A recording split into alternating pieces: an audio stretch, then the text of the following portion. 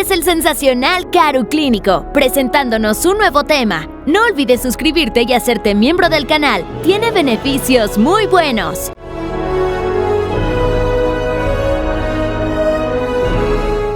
Muy buenas a todos. Anteriormente ya habíamos hablado de enfermedades del riñón, por lo que hoy les presentaré el tema de litiasis. Y no es raro que seguramente hayas escuchado que se hable de oye, ¿tienes piedras en los riñones? O me detectaron cálculos en los riñones.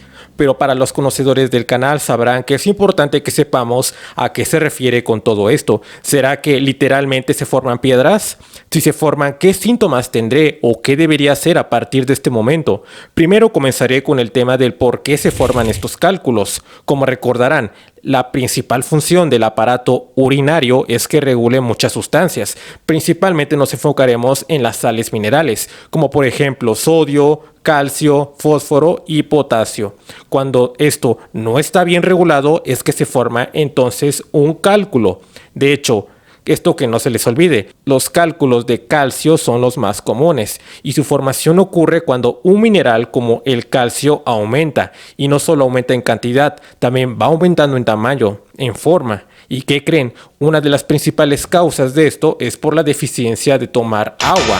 Y al tener poco líquido en tu cuerpo es que se empiezan a formar estos cristales, que haya de hecho también una retención de líquidos y una concentración alta de orina. También trae otros elementos como por ejemplo que haya abundantes proteínas y estas provoquen que se vayan uniendo para formar un sólido y que se hará más grande a menos que se elimine del cuerpo con la orina. Pero si no hay la suficiente cantidad de líquido para que se pueda eliminar, entonces no se va a eliminar. Y es que no solo es un tipo de cálculo, hay 4 tipos de cálculos renales.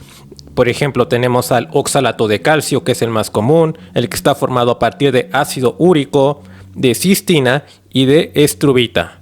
Estos son los 4 tipos de cálculos renales. El más común es el de oxalato de calcio. Y una vez formado el cálculo puede permanecer en el riñón o en todo caso puede viajar por vías urinarias hasta el uréter. A veces incluso los cálculos diminutos salen del cuerpo en la orina sin causar mayor dolor. Esto por el lado positivo, pero por el lado negativo también existe que los cálculos no se mueven y pueden provocar una obstrucción en diferentes partes de todo el aparato renal, como por ejemplo en alguna parte del riñón, en el uréter, en la vejiga y en la uretra, que esto es la principal causa por la que hay un dolor.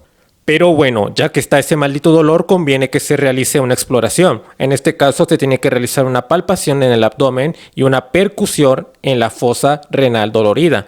Al momento en el que se percute es donde aquí nos daremos cuenta que el paciente responderá con un incremento de dolor. Tiene que ser una percusión suave en la zona lumbar. A esto lo llamamos como el signo de Giordano positivo y así lo podrán ver. Luego se realiza una radiografía y una ecografía para confirmar la ubicación y el tamaño del cálculo. Se pueden también realizar algunos exámenes de sangre si es necesario y se puede recolectar orina de 24 horas para análisis químico de la orina. Si ahora hablamos del caso del tratamiento, veremos que hay la presencia de dolor y haremos que disminuya ese dolor con un analgésico y desde luego depende del grado de dolor. Por ejemplo, puede ser un dolor leve o en todo caso podría ser un dolor moderado en el área lumbar. Aquí únicamente como tratamiento del síntoma de dolor será entonces por ejemplo un naproxeno de 500 miligramos o un ibuprofeno de 600 miligramos en el mejor de los casos. Si no es grande se puede expulsar. Y gracias a medicamentos alfa bloqueadores es que estos ayudarán a los músculos del uréter a expulsar este cálculo renal más rápido.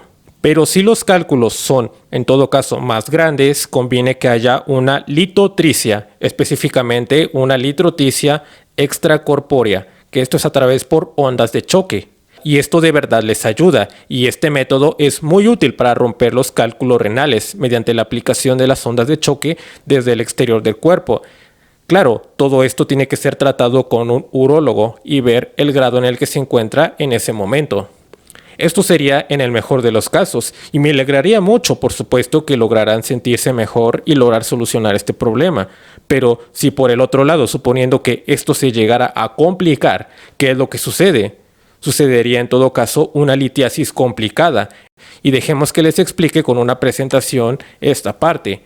Ahora, entonces, si partimos a partir de lo que es una litiasis complicada, es una obstrucción crónica de las vías urinarias, a menudo por cálculos en cuervo de ciervo.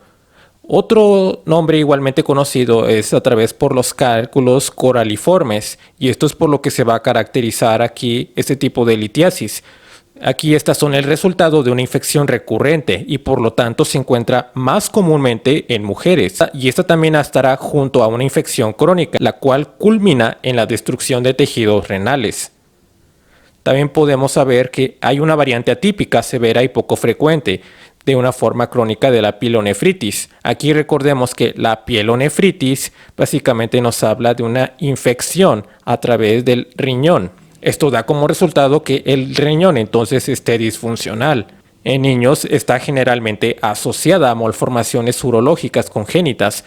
Como bien mencionamos, el problema aquí es la obstrucción de las vías urinarias, lo que causa esto, en este caso de aquí de la pielonefritis xantogranulomatosa.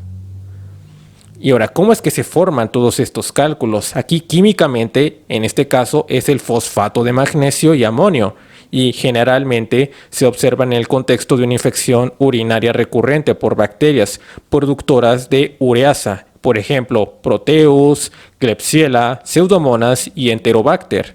La ureasa hidroliza la urea a amonio con un aumento del pH urinario, no lo olviden. En este caso, cuando hablamos de su etiología, también hablamos de sus causas, la cual se origina como consecuencia de una respuesta anormal a una infección bacteriana del parénquima renal, es decir, de la parte del tejido, que se produce en presencia de la obstrucción crónica de las vías urinarias. Con frecuencia, de hecho, se asocia a litiasis y supuración, lo que conduce a una destrucción del parénquima renal. Y esto precisamente se debe a que haya por la misma complicación de que se encuentre ahí el lito. Y por supuesto que también habremos encontrar de alteraciones metabólicas de los lípidos. ¿Por qué? Porque estos precisamente también son materiales de desecho. Aquí podremos ver a través de esta imagen la apariencia microscópica de la pielonefritis xantogranulomatosa, en donde hay una coloración de mactocilina. Aquí podemos ver claramente la flecha. Aquí señala un macrófago espumoso en el parénquima renal de marcada inflamación. Entonces, dentro de su fisiopatología, podremos ver cómo indica su nombre. Es un proceso granulomatoso crónico, donde da como resultado una infección subaguda, en todo o en otros casos también crónica, que provoca una reacción inmunitaria crónica, pero a final de cuentas es incompleta. ¿Por qué? Porque esta reacción inmunitaria, entonces aquí, como quien dice, habrá una intervención de los macrófagos al ser una reacción inmunitaria y podemos ver claramente cómo se encuentran. Aquí hay dos factores comunes: la presencia de un componente obstructivo producido por litiasis, ya sea por tumores o malformaciones. También la litiasis es generalmente coraliforme y con la localización con predominio de fosfatos. Aquí también les mencionaré que la presencia del componente infeccioso que es persistente o recurrente.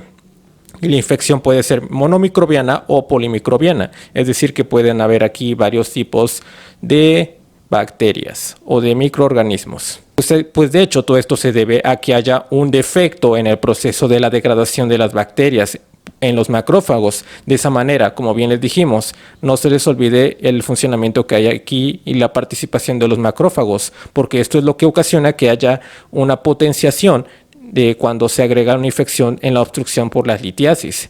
Y de hecho, aquí también nos menciona que la hipótesis formulada por Perrat y Ferrat, perdón si los nombres no los pronuncio en su idioma original, pero esto es una inflamación específica del organismo a la inflamación por predisposición genética como base teórica inmunitaria, pero puede ser otra posibilidad.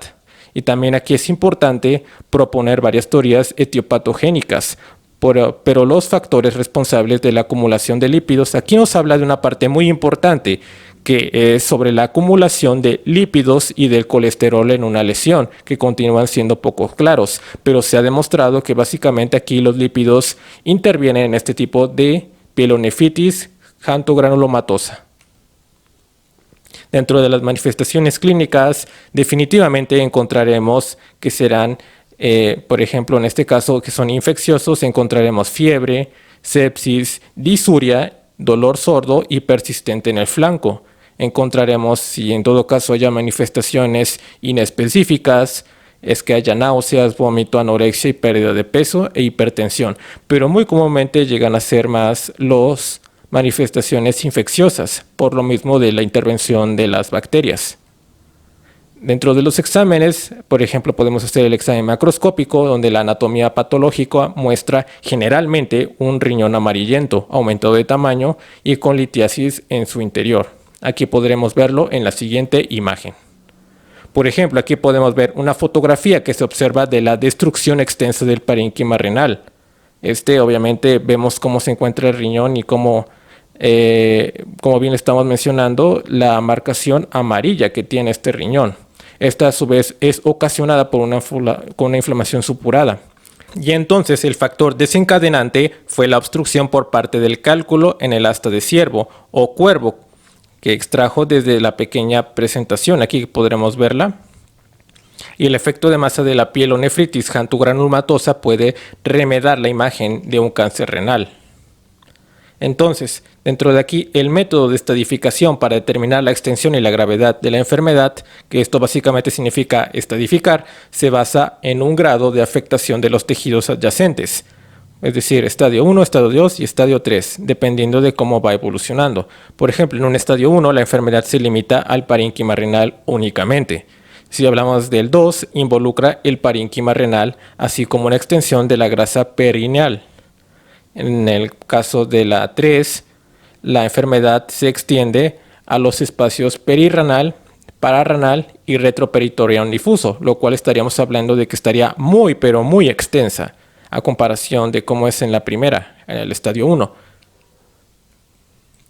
Finalmente hablaremos del diagnóstico, el cual es un punto muy importante a mencionar, donde la tomografía computarizada es el método más comúnmente empleado para su diagnóstico, en donde aquí en los análisis de laboratorio frecuentemente se observa anemia, también se observa eritrosedimentación muy acelerada, se observa leucocitosis y piuria en el sedimento urinario. Es por esa razón que les decía que también el ego no hay que descartarse, porque también se encuentran ciertos datos muy importantes. Y aquí el diagnóstico de certeza es histopatológico. Aquí podemos ver también el cálculo coraliforme, que es la flecha blanca.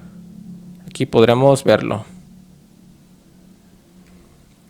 Finalmente, el tratamiento es en todo caso antibiótico y evita las complicaciones sépticas. Pero la terapia de elección es la nefrectomía total o parcial. Como bien les estaba diciendo, es que todo esto depende a final de cuentas de cómo se encuentre el paciente. Cuando hablamos de algo complicado, a decir verdad, es algo hasta cierto punto relativo, puesto que no sabemos en qué estadio se encuentra. Pero eso sí, tenemos que tomar en cuenta que se tiene que estabilizar hemodinámicamente, y si es avanzado el problema, el paciente tiene que hospitalizarse. Podemos encontrar fiebre, sepsis, principalmente se debe atacar el cuadro infeccioso complicado y se maneja un triple esquema farmacológico de primera instancia. Por ejemplo, aquí el manejo de antibióticos es a través de quinolonas y cefalosporinas, que estos son antibióticos. Puede ser esta parenteral infecciosa en caso que puede ser un ciprofloxacino o levofloxacino en 750 miligramos cada 24 horas. En el caso de que sea una cefalosporina, puede ser estas dos presentaciones, cualquiera de estos dos, intravenoso cada 24 horas. Y frecuentemente las infecciones complicadas de las vías urinarias se asocia a los anaerobios. Y estos serían entonces hablar tanto de la litiasis normal y de la litiasis complicada. En este caso, de la pielonefritis xantogranulomatosa. Espero que esto les haya ayudado y a comprender el cómo se relaciona todos estos aspectos. Si el próximo video, si no me equivoco, por medio de las votaciones es sobre apendicitis. Entonces, no se preocupen, pronto subiré ese video también. Y nos vemos hasta la próxima. Adiós.